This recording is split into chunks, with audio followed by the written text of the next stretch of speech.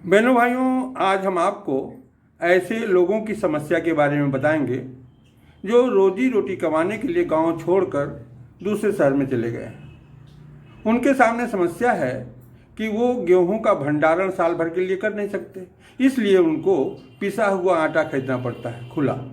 कुछ लोग जो संपन्न हैं, जिनमें क्षमता है, वो शुद्धता को ध्यान में रख करके पैकेट का आटा खरीदते हैं, जैसे देखिए ये रखा है। फिर भी खुले में तो ऐसे भी गारंटी नहीं है कि गेहूँ कैसा था, उसमें कीटनाशक पड़ा था कि नहीं पड़ा था। ऐसे ही पैकेट का भी क्या भरोसा। अच्छा तो ये होगा कि जो छोटा परिवार है उनको साल भर में सिर्फ 1.5 कुंटल 2 कुंटल गेहूँ की जरूरत पड़ेगी, वो अपने घर में भंडारण कर लें।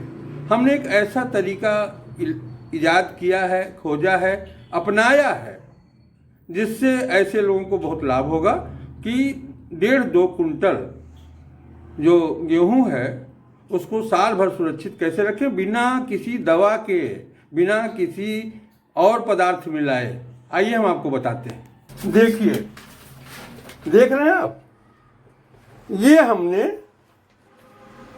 टिन की बखारी खरीदी थी अप्रैल मई के महीने में। आप देख रहे हैं, है ना।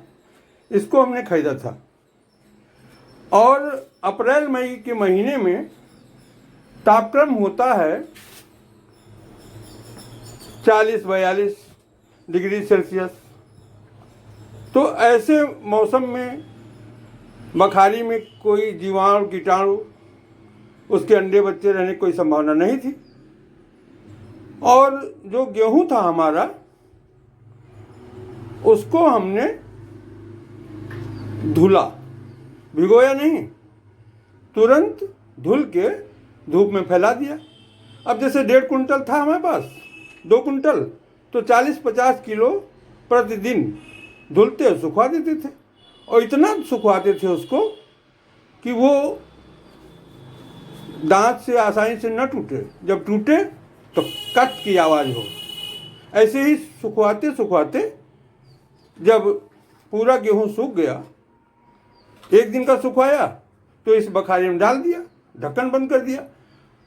दूसरे दिन, तीसरे दिन, और जब सारा सूख गया तो फिर हमने, अब आपको अंदर दिखाते हैं, इस बखारी में देखिए, ये जो बखारी है, ये बखारी क्या हुआ है आप देखिए, ये इसमें हमने डाल, ये भरा हुआ था। इसमें करीब 160 किलो करीब गेहूं था।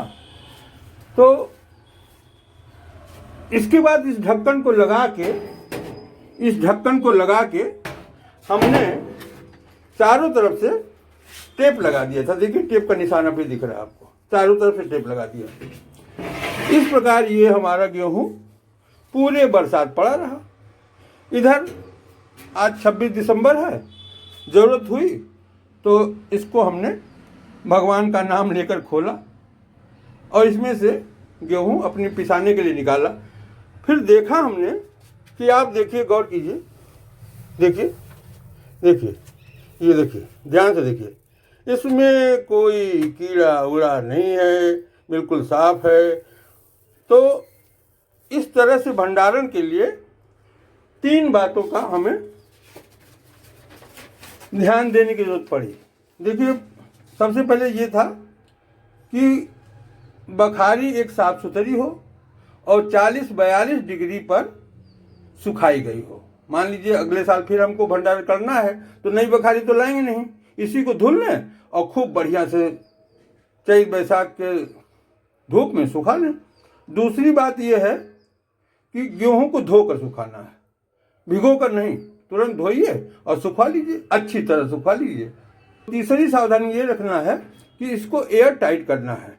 एयर टाइट के लिए जैसा हमने आपको कहा कि टेप से ढक्कन बंद करके टेप लगा देते हैं चारों तरफ से, है ना, लगा दिया था हमने, और भगवान की कृपा से ये हो गया। और जब आप धुले रहेंगे इसको पहले से, इस बढ़िया गेहूं को, तो बाद में जब आपको पिसवाना पड़ेगा तब धोने की जरूरत ही नहीं पड़ेगी, है ना।